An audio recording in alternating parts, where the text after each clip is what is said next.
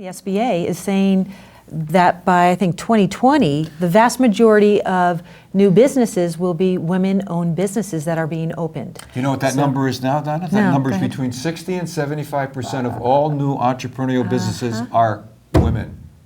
The only issue that I have with young people about entrepreneurism, and that is that they have a tendency to romanticize it. And I think I've said this to you before. You don't know how hard work. Well, what they see Blood, is sweat, and tears. they see the end of it, Minot. They don't see what it takes to get there. You got to get up every day and go sell, right? You got to meet your own payroll, whatever your payroll turns out to be, and you're available 24/7. But Jim, isn't that right, Donna? I don't mean to interrupt you, Go but ahead. I would ask every single one of us at this table, if we understood the amount of hard work.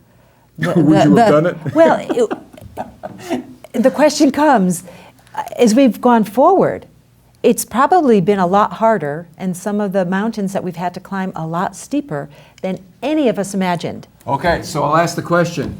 Minot, Donna's saying I should ask each of you the question. If you knew now what you were going to have to go through to be what you are But today. the thrill is so great if you're at the top of that mountain, right? That's or right. If you, right? So I think I probably would still, right? But it was an awful lot of work, never imagined. Never imagined. Yeah. Lisa?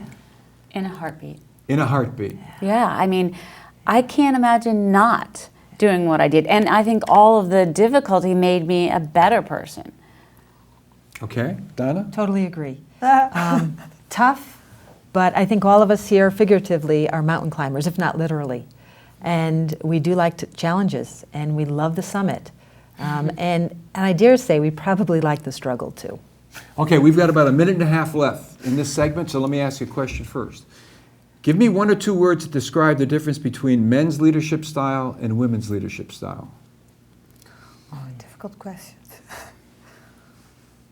Well, women are more emotional, and men are more, this needs to get done and they don't care how it gets done. Okay. And they let you struggle. Whereas we try to help more. Teams are more important for women than for men. Just a generalization, not all women Right. are like this, not all men. Women are circles and they manage like circles. Men are triangular and they manage more pointy. More points. Well, you know, more leadership at the Right. top and then... Right. Donna? Agreed. And I think research, I hate being a scientist, but that part of me comes out, bears it out. Based on hormones, based on different brain functions, women tend to manage more globally, if you will. We're broader in our thinking when it comes to looking at problems. So we look at larger variables. We like teams. We like to nurture. Men tend to, maybe through the testosterone, tend to look very focused at a problem, discard some of the extraneous variables and go after it very quickly, some of which perhaps, and again, we're talking all general terminology, or generally. So in today's world, you know, are some of the characteristics that we've mentioned thus far valuable, given the new generations and what the new generations are looking for, versus the hierarchical, as Lisa has pointed out, the triangular type of leadership, top-down style? Perhaps. So is this a time for women to shine in leadership roles within organizations? But I'll ask the question, which I like. I love balance. And so I like it when it's not an either or, but it's a both. Okay, we're going to have to end this segment with that note. Donna, thank you very much, and we'll be back in just a moment. Hey, look at Mommy. Maybe the light hurts his eyes. Maybe she's just not hungry. Look. Maybe it's a phase. Avoiding eye contact is one early sign of autism. Learn the others today. Hello, this is Jim Pellegrino, your host for the hour. Welcome back to our second segment of the show with our women's panel, Minot, Lisa, Donna. Welcome back again. We've got about 14 minutes left, so it's going to fly by. I take you back to the 1960s and 70s, where probably some of you weren't born and others were only 5 years old.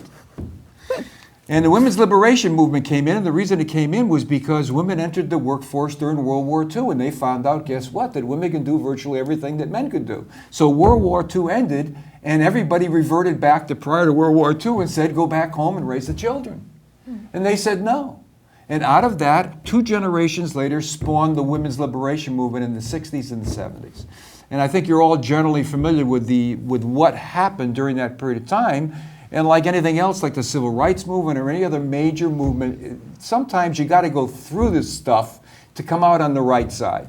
So my question to the three of you coming out of the blocks is, knowing what you know about the consequences of what happened with the women's liberation movement 40, 50 years ago, your comment would be, was it successful?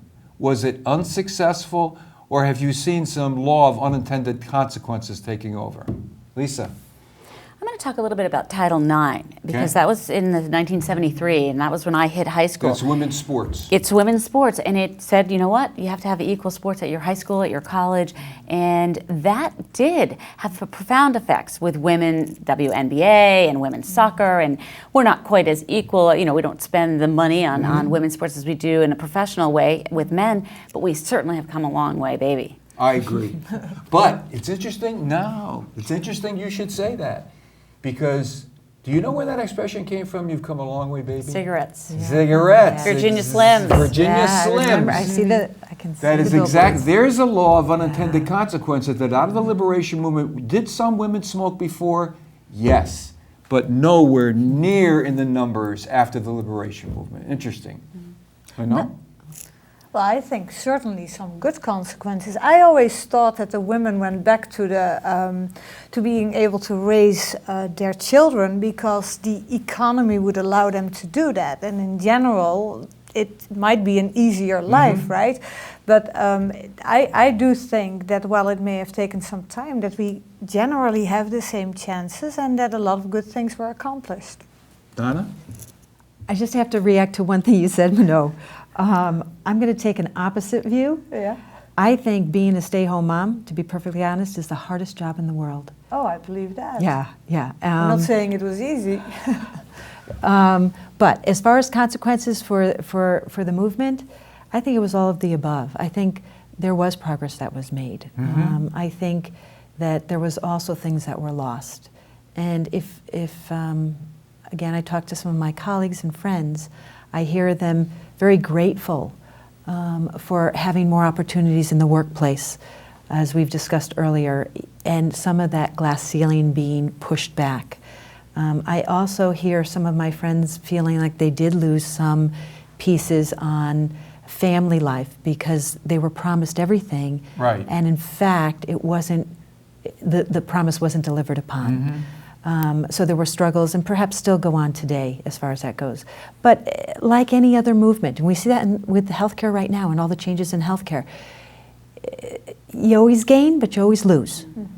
That's how things go. I guess my view, Donna and ladies, is this, that the women's liberation movement, as dicey as it was, especially in that first 5 years, there is absolutely no way without the women's liberation movement that women would be where they are today.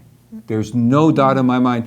I did a lot of work with IBM at the time, a lot of guest lecturing for IBM. IBM was corporately way ahead of its time in terms of opening opportunities to women and opening opportunities to minorities. They really were. And that was right around the liberations movement time. They were way ahead of the curve. And to watch what happened to other companies and other, like Title IX, et cetera, it opened doors that just weren't open before. And it was something we just had to go through, like the civil rights movement. We just simply had to go through it. Let's talk about some other things that is a consequence of it, because if you accept the stereotype, and it's a very general stereotype, that prior to the liberations movement, it was more of a household where the man worked and the woman was in the home with the children, et cetera, et cetera. After the liberations movement, women got into everything. Women got into everything. As a matter of fact, the only two positions that women haven't held nowadays are President of the United States, and that may change, Let's hope so. and being Pope. I mean, really, outside of that's the presidency of the United States and high religious leaders, there are the only two positions that women have not gotten to.